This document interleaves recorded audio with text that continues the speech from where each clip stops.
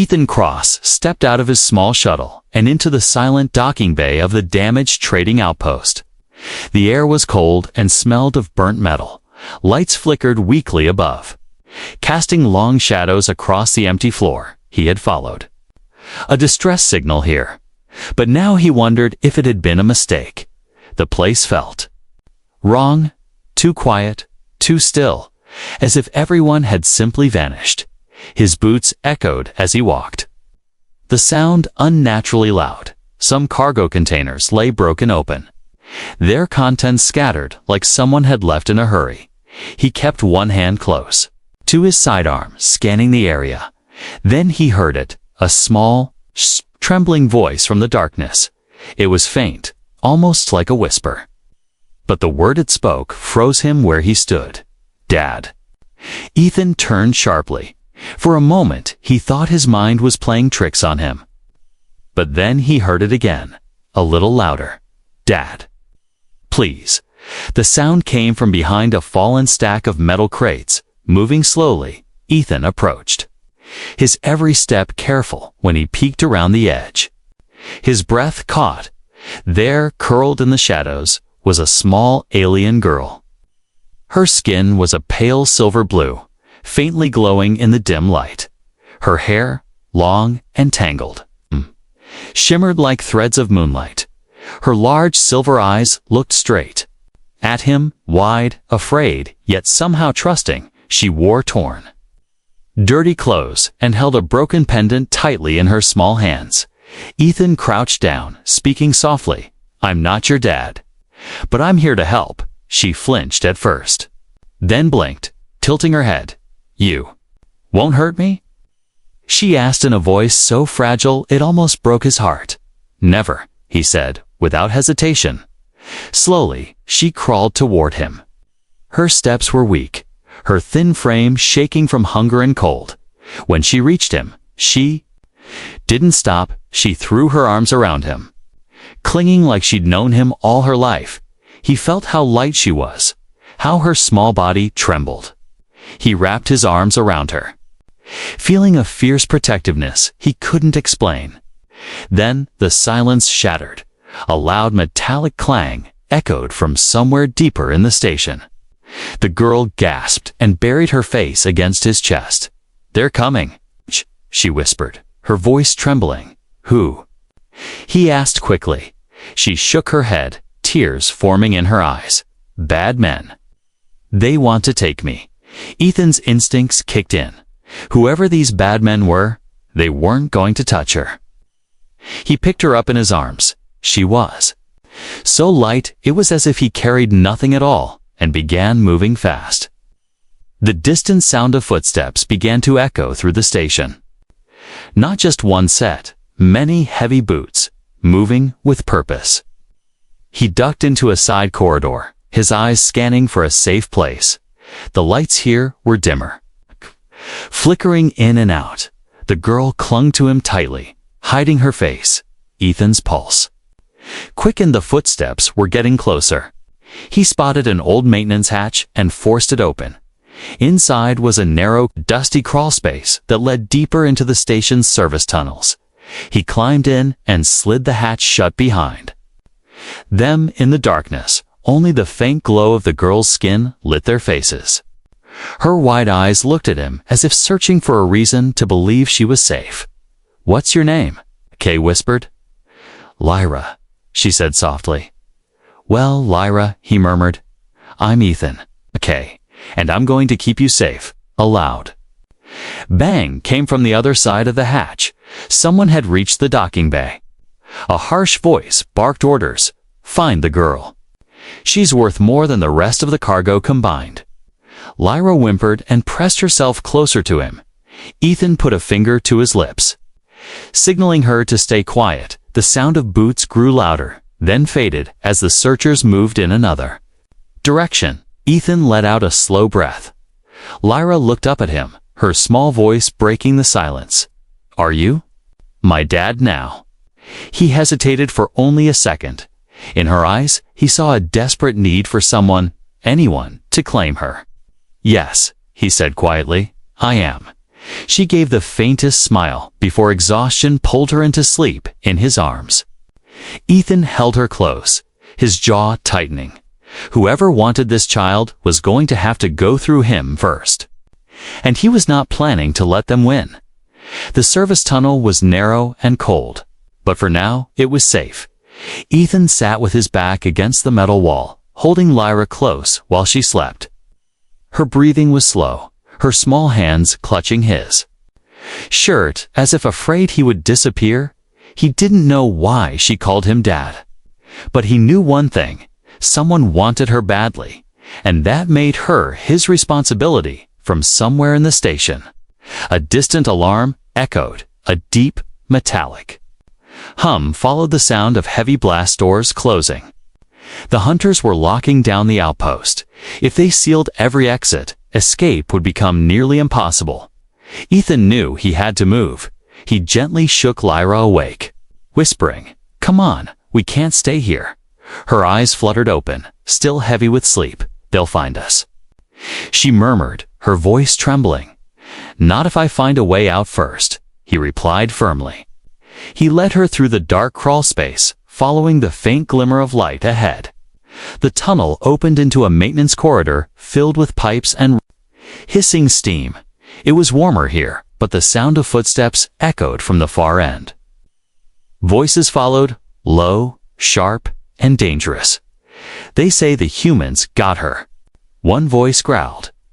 "Good," another replied. "That means he'll come straight to us, trying to protect her." A cold smile spread across Ethan's face. They thought he was predictable. That would be their mistake. He pressed his back to the wall, pulling Lyra into the shadows. The footsteps grew closer, heavy and confident. Through the steam, he caught a glimpse of two armed men, wearing black combat armor with a strange crest on their shoulders, a curved fang over a red circle. Slavers, Ethan guessed. The kind that didn't care who they hurt as long as they got paid. He waited until they passed, then moved in the opposite direction. Every step was careful, quiet. Lyra's hand stayed locked in his, her small fingers cold but steady. She didn't ask questions, but her eyes darted nervously to every sound. They reached a large cargo lift. Ethan tried the control panel, but it flashed red. He muttered under his breath and pulled out a small hacking tool from his belt. "Are you a soldier?" Lyra asked suddenly. "Not anymore," he said, keeping his focus on the panel. "Then why help me?" He paused for just a moment. "Because someone should," he said simply, and the lift doors slid open. They stepped inside. But before the doors could close, a voice rang out from the corridor. "There. Grab them." 4 armed hunters appeared, rifles raised. Ethan slammed the emergency control, and the lift dropped fast. Energy bolts hit the wall where his head had been a second ago, filling the air with sparks. The lift shuddered to a stop. On a lower deck, Ethan pulled Lyra out and into another hallway. Here, the lights were almost gone, leaving only the faint red glow of warning signs. The air was heavy and damp, and water dripped from overhead pipes. "This way," he said, guiding her toward an old security door. Inside was a forgotten section of the outpost, dusty, silent. Filled with broken machines, Ethan searched quickly, looking for anything useful. He found an old map screen, cracked but still showing part of the station's layout. If they could reach the east hangar, there was a chance an escape craft still worked. But to get there, they would have to cross the open market district, a place crawling with hunters. Lyra tugged his sleeve. They hurt my mom there," she whispered, pointing toward the market on the map. Ethan's jaw tightened. "Is she?" he began, but Lyra shook her head quickly. "I don't know." They took her away. Before he could respond, the sound of a comm device crackled nearby. It wasn't his. It was coming from a body slumped in the corner. A dead hunter armor scorched from a fight long ago. The comm hissed with a voice. "Sector 9 sweep complete. Closing in on the target." Ethan crouched, picking up the comm and switching it off. They were closing in. if they stayed. They'd be trapped. If they moved, they'd have to pass right through danger. He looked at Lyra. Her silver eyes watched him without fear this time. "Do you trust me?" he asked.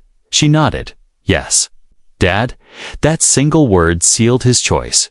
He slung his pack over his shoulder, picked her up, and moved out. They slipped through a half-collapsed tunnel, crawling over debris and under broken beams at one point.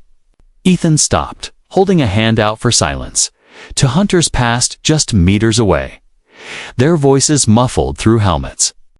"Command says she's worth more than a warship," one said. "Then we'll drag her back alive." "No matter what," the other replied. Ethan's grip on his sidearm tightened. If they thought they could take her, they were in for a surprise. The tunnel spat them out into a high balcony overlooking the market district. Below, dozens of slavers, mercenaries, and traders moved through the space. The air was thick with smoke, neon signs flickered, and cages lined the walls. Some cages held strange creatures, others people. Lyra's hand tightened in his. Ethan scanned the area. If they could cross to the far side without being spotted, they might reach the east hangar. But one thing was certain: the hunters were already here. They weren't leaving without a fight. From the balcony above the market, Ethan kept low, scanning for a safe path. Lyra crouched beside him, her small frame hidden behind a broken railing. The noise from below was constant, the shouting of traders, the metallic clank of cages, the low hum of strange engines. But underneath it all, Ethan could hear the hunters. Their voices carried over the crowd, sharp and commanding.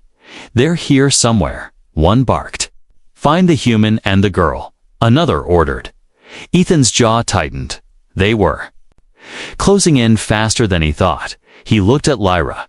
Her wide silver eyes were watching him, full of trust but also fear.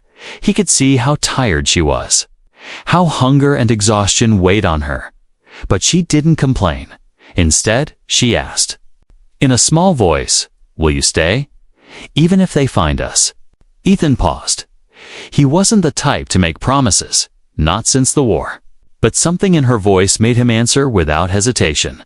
"Yes, Lyra, I'll stay, and I won't let them take you." Her lips curved into the faintest smile, and she whispered, "Then I'm not scared." He led her down a narrow stairway. Staying in the shadows, the market floor was a maze of stalls and narrow alleys. Cages filled with prisoners lined the walls, their eyes dull and hopeless. The smell of oil, metal, and unwashed bodies was heavy in the air. Lyra clung to his side, her gaze darting to every shadow. Halfway through, a stall owner spotted them. "You there?"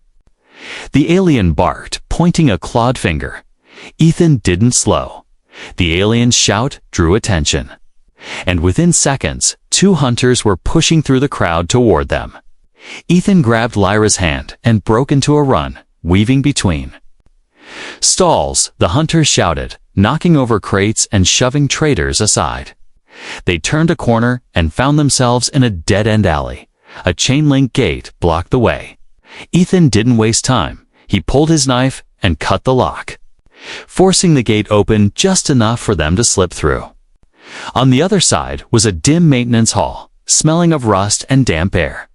They ran until the sounds of the market faded, stopping only when Lyra stumbled from exhaustion. Ethan crouched beside her. She was breathing hard, her small hands trembling. From his pack, he pulled the last of his rations, a sealed bar of nutrient paste. He broke it in half, giving her the bigger piece.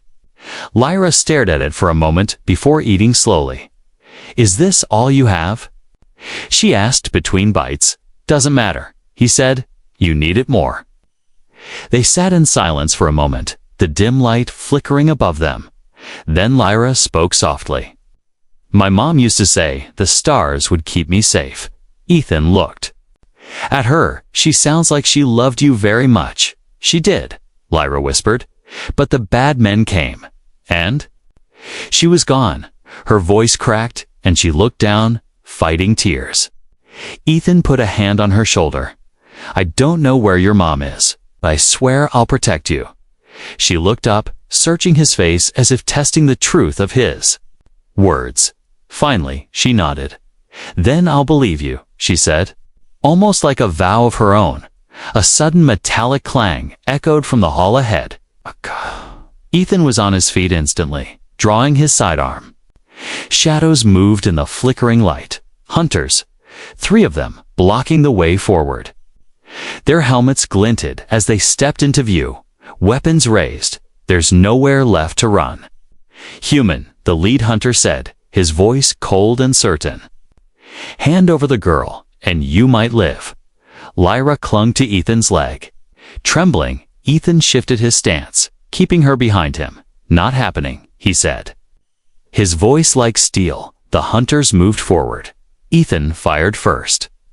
The blast hitting the lead one in the chest and sending him crashing into the wall. The other 2 opened fire, forcing Ethan to dive behind a rusted support beam. Energy bolts scorched the metal, filling the air with heat and the smell of burning. Ethan fired back, striking one in the leg. The last hunter charged, swinging a heavy blade.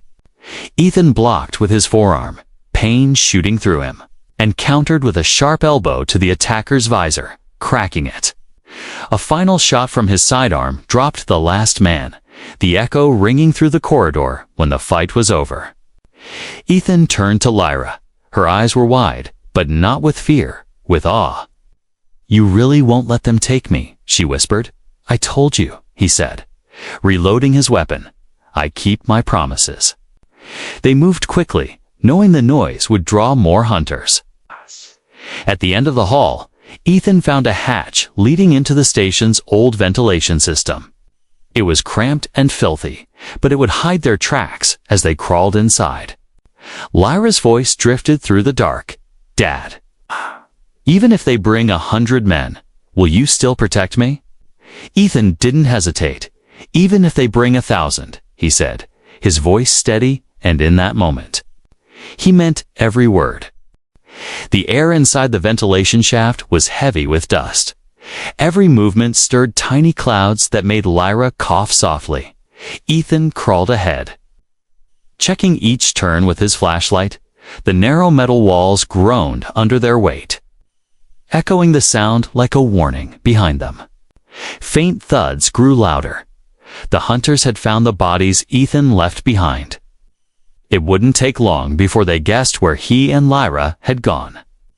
He needed to get off this station before it became a trap they couldn't escape. After several minutes of crawling, they reached a grate that looked down into a hangar bay. Through the slits, Ethan saw rows of small ships, most damaged, some stripped for parts. Hunters patrolled the floor, scanning the area with handheld trackers every few seconds. Their comm devices crackled with reports. "They're close," one said. "Don't let them reach a ship." Ethan's eyes moved quickly from ship to ship until he spotted one tucked in the corner, an old cargo vessel, its hull scorched but its engines intact. It was their only chance. He pulled a small multi-tool from his belt and began loosening the grate. Each screw turned with a quiet squeal of metal. Lyra crouched behind him, her silver eyes reflecting the dim light. "Will that ship take us far?" she whispered. "Far enough to get you safe," he murmured. When the grate finally came loose, he lowered it carefully to the floor. They dropped down onto a stack of cargo crates, using them as cover. Ethan led her along the shadows, every movement timed with the shifting patrols halfway there. A hunter's head turned sharply in their direction. Ethan froze, pulling Lyra close. The hunter scanned the shadows, his tracker beeping faintly. Ethan's fingers brushed the grip of his sidearm, ready to fire if needed. But after a tense moment, the hunter turned away. Walking toward the opposite wall, they moved again, reaching the base of the cargo ship. Its loading ramp was half lowered. Ethan pushed it down slowly, the creak of metal sounding far too loud in the quiet hangar. Once inside, he sealed the ramp and headed straight for the cockpit. Dust covered the controls, and the faint smell of burned wiring filled the air. But when he hit the power switch, the console flickered weakly to life. "Strap in," he told Lyra, pointing to the co-pilot's seat. She climbed in, fumbling with the harness until Ethan leaned over to secure it. Her small hands clung to the straps as if holding on for dear life. The engines roared reluctantly, sending vibrations through the floor almost immediately. A loud alarm blared outside. Unauthorized launch detected. A mechanical voice shouted over the intercom.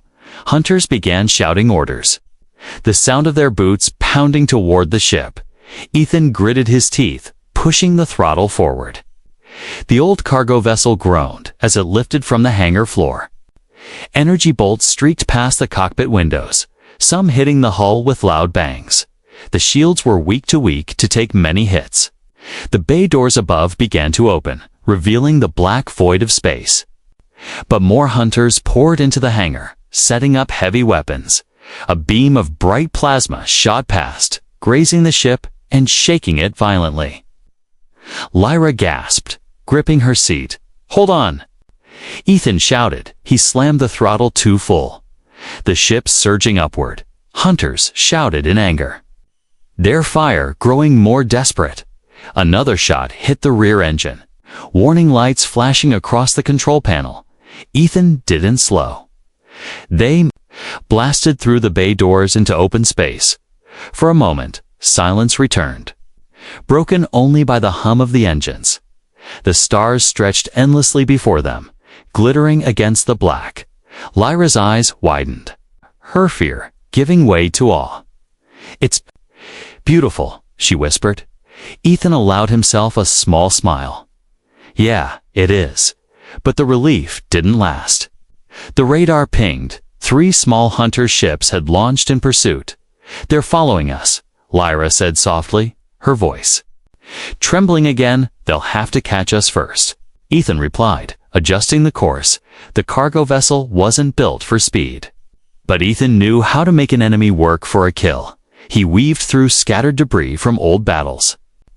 Chunks of broken ships, shattered cargo pods, even the twisted remains of space mines. The hunter ships followed closely, their weapons lighting up the darkness.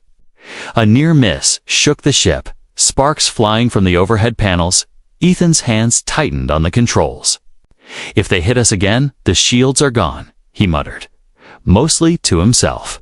He spotted a narrow gap between 2 massive pieces of wreckage, barely wide enough for his ship. He pushed the throttle again, the engine screaming in protest. Lyra's eyes widened. "We won't fit." "Yes, we will," Ethan said, and then they did, scraping the hull but avoiding a direct hit.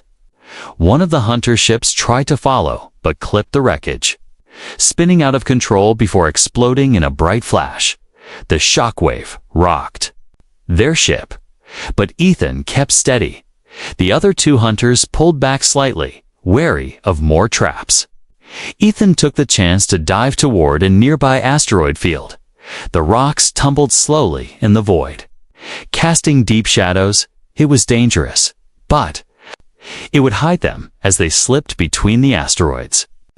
The hunter ships scanned from a distance, unsure where they had gone.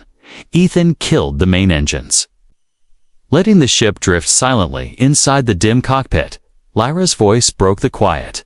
"Dad." "Yeah, even when it's scary.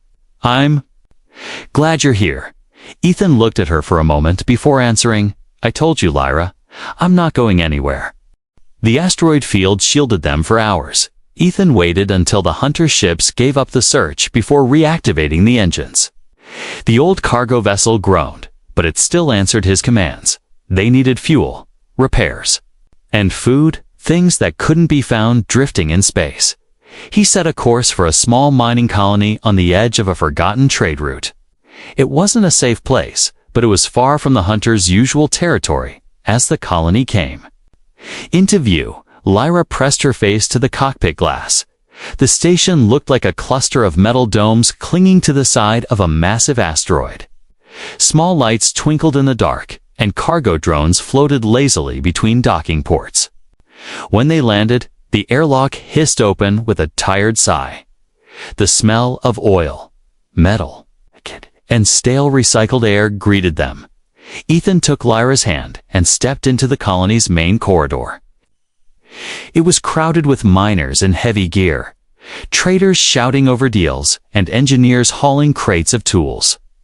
No one paid them much attention, which was exactly how Ethan wanted it. They found a small repair bay run by a four-armed alien mechanic. The mechanic squinted at the ship's damage and whistled. "She's barely holding together," he said. "Repairs will cost you." Ethan handed over a small pouch of credits. "Fix the engines, recharge the shields, and make it quick." While the ship was being worked on, Ethan led Lyra to a food stall. They shared a steaming bowl of broth and flatbread. Lyra ate slowly at first, as if afraid the food might be taken away. When she finally finished, she leaned back with a tiny sigh of relief. "This is the best thing I've ever tasted," she said, smiling faintly. For a moment, Ethan allowed himself to relax. Maybe they could stay hidden here for a while, but the peace didn't last. He noticed two rough-looking men watching them from across the corridor. They whispered to each other, then one slipped away. Ethan's gut tightened. Someone was asking questions. Later, back at the repair bay, the mechanic pulled him aside. "You didn't hear this from me, but people are talking about a man traveling with a silver-eyed girl," he said quietly. Ethan's eyes narrowed. "How many know?" "Enough," the mechanic replied, words spreading fast. Ethan knew what that meant. The Hunters Network was already at work. They'd pay good credits for anyone who could point them toward him and Lyra. He returned to the ship and began prepping it for immediate departure. Lyra sensed something was wrong. "Are we leaving already?" She asked softly. "Yes," he said. "It's not safe here anymore." But before they could take off, the bay doors slammed shut with a heavy clang. A warning light flashed on the control panel. Docking locks engaged. From outside came the sound of shouting and hurried footsteps.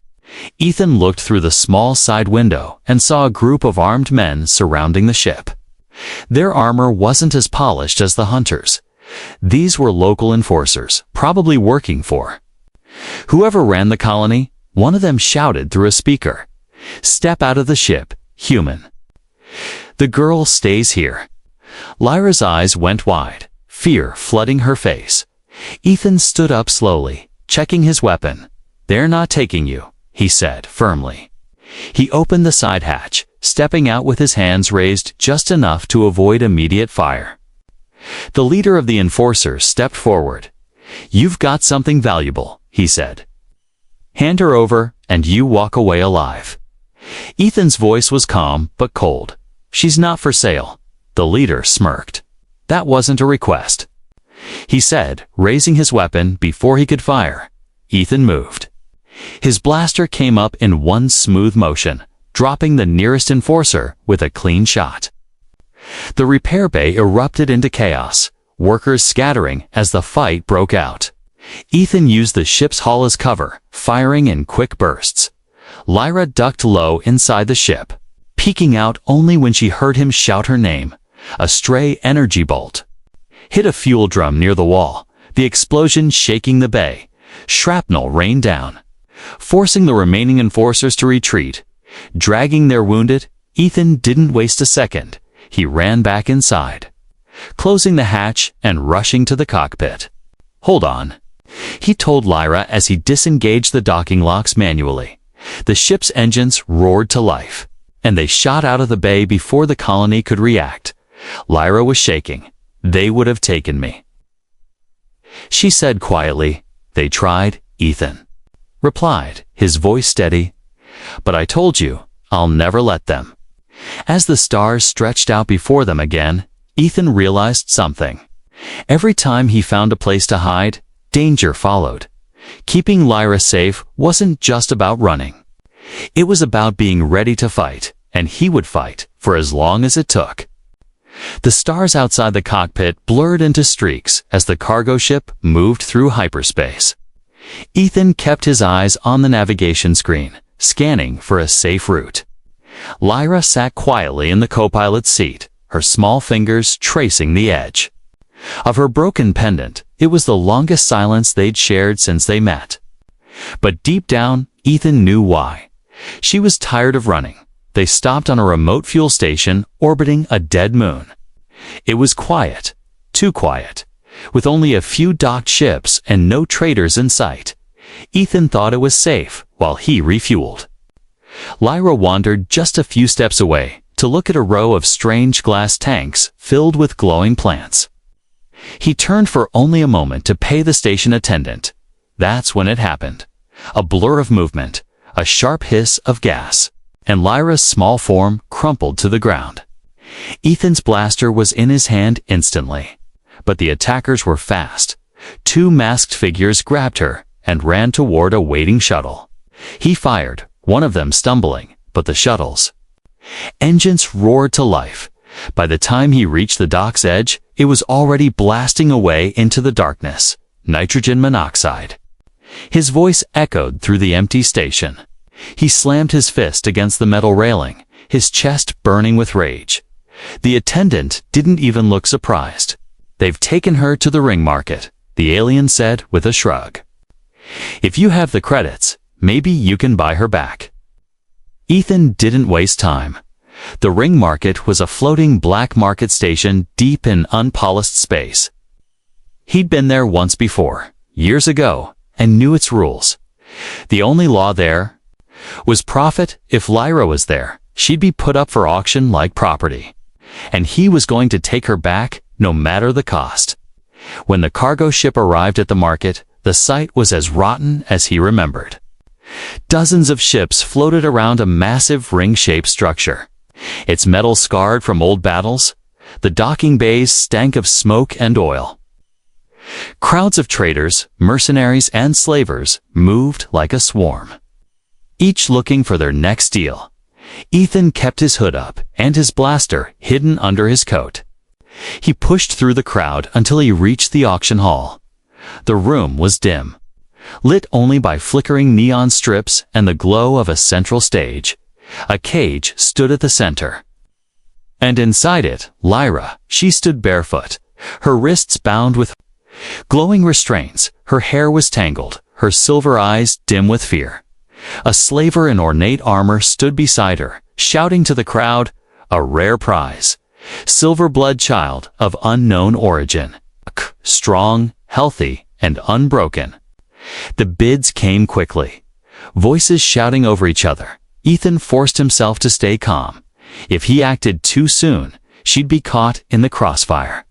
He needed a distraction, something to throw the entire hall into chaos. He moved toward the back of the room, where the auction's power supply fed into a cluster of exposed cables from his coat. He pulled a small pulse grenade, military tech he'd kept hidden for years. He armed it, the soft hum barely audible over the crowd's noise. When the highest bid was called, Ethan tossed the grenade into the cables. The explosion wasn't deadly, but it was loud. The lights went out, sparks showering the room in brief flashes of light. Shouts of confusion erupted. In the chaos, Ethan rushed the stage, dropping to guards with quick, precise shots. "Lyra," he called. Her head snapped toward him, hope flooding her eyes. He reached the cage, shooting the lock and yanking the door open. She stumbled into his arms, her restraints still glowing. "Hold on," he said, blasting the bindings until they shattered. The slaver roared in anger, drawing a heavy blade. Ethan shoved Lyra behind him, blocking the strike with his forearm before firing point-blank into the man's chest.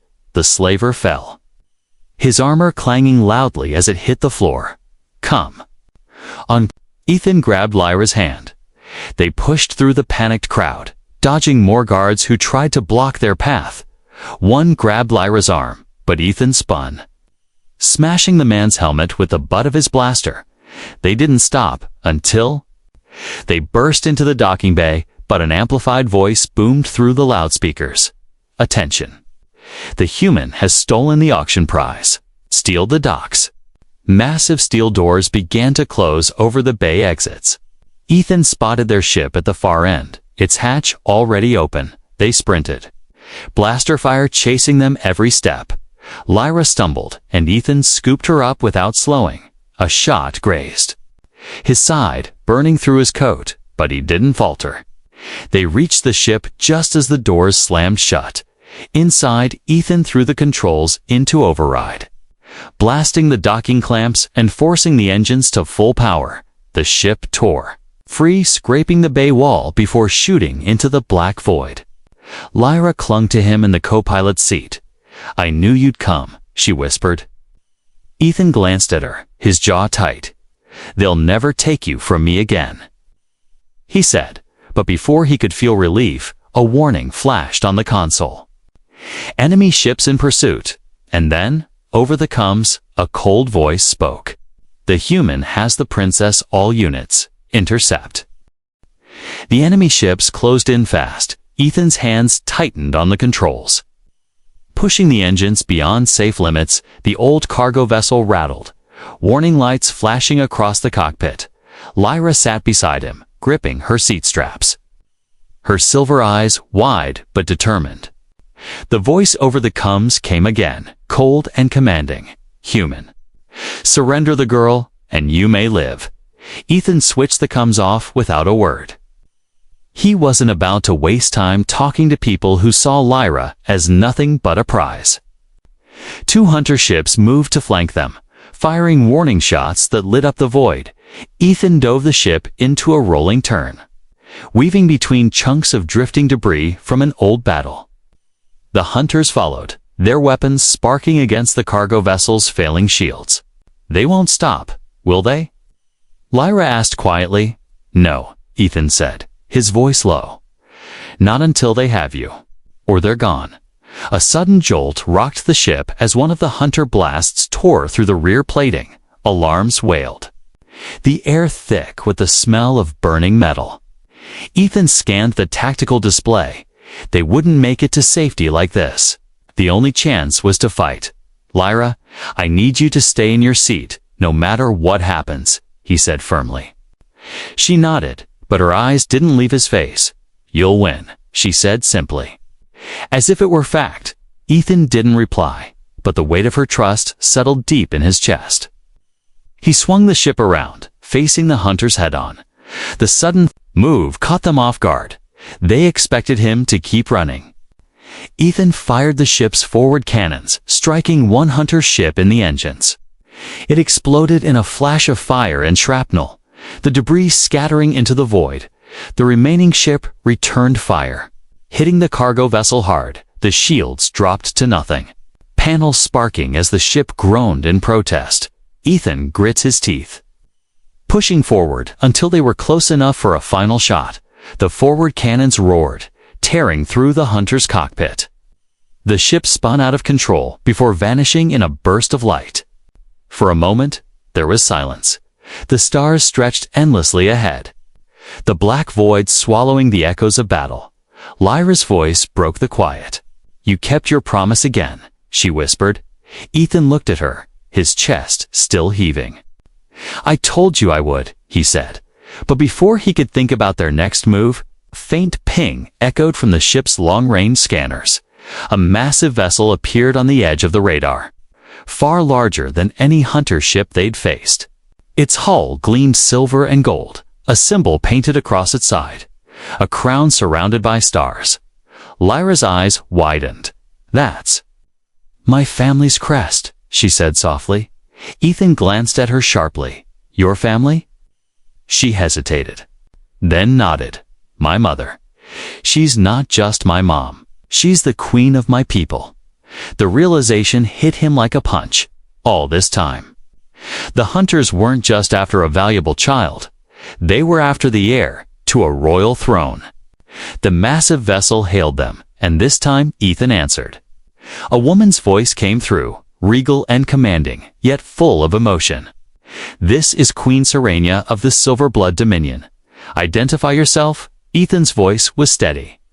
"My name is Ethan Cross. I have your daughter." There was a pause. Then the Queen spoke again, her voice softer. "Bring her aboard." and you will be rewarded beyond measure." Ethan glanced at Lyra. Her hand reached for his. Her voice small but firm. "I want to stay with you, Dad." The words struck deeper than any reward could. Ethan turned back to the comm. "With respect, Your Majesty. She's not cargo to be handed over, and I'm not leaving her until I know she's safe." The Queen's reply carried a tone of surprise. "Then come aboard, both of you, and we will speak as family." They docked with the royal vessel, its massive hangar glowing with light. Guards in silver armor lined the walkway as Ethan carried Lyra down the ramp. At the far end, the Queen stood. Her eyes the same silver as her daughter's. Lyra wriggled free from Ethan's arms and ran to her mom.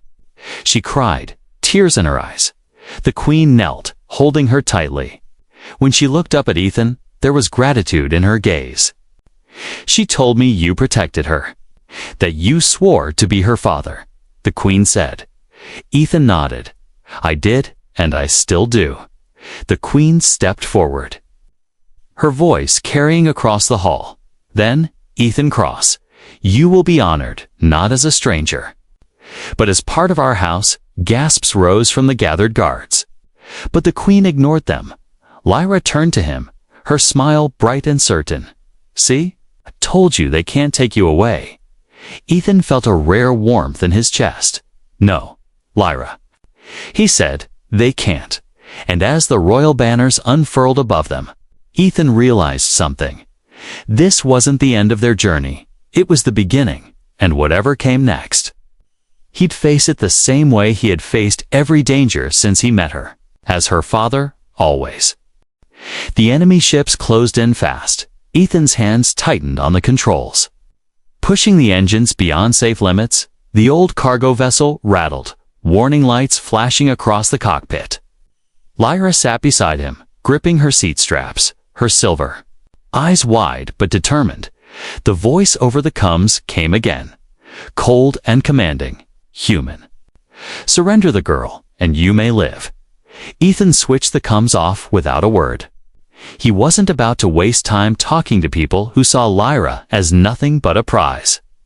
2 hunter ships moved to flank them, firing warning shots that lit up the void. Ethan dove the ship into a rolling turn, weaving between chunks of drifting debris from an old battle. The hunters followed, their weapons sparking against the cargo vessel's failing shields. "They won't stop, will they?" Lyra asked quietly. "No," Ethan said, his voice low. "Not until they have you. Or they're gone." A sudden jolt rocked the ship as one of the hunter blasts tore through the rear plating. Alarms wailed, the air thick with the smell of burning metal. Ethan scanned the tactical display. They wouldn't make it to safety like this. The only chance was to fight Lyra. "I need you to stay in your seat no matter what happens," he said firmly. She nodded, but her eyes didn't leave his face. "You'll win," she said simply, as if it were fact. Ethan didn't reply, but the weight of her trust settled deep in his chest. He swung the ship around, facing the hunters. Head-on, the sudden move caught them off guard. They expected him to keep running. Ethan fired the ship's forward cannons, striking one hunter ship in the engines. It exploded in a flash of fire and shrapnel, the debris scattering into the void. The remaining ship returned fire, hitting the cargo vessel hard.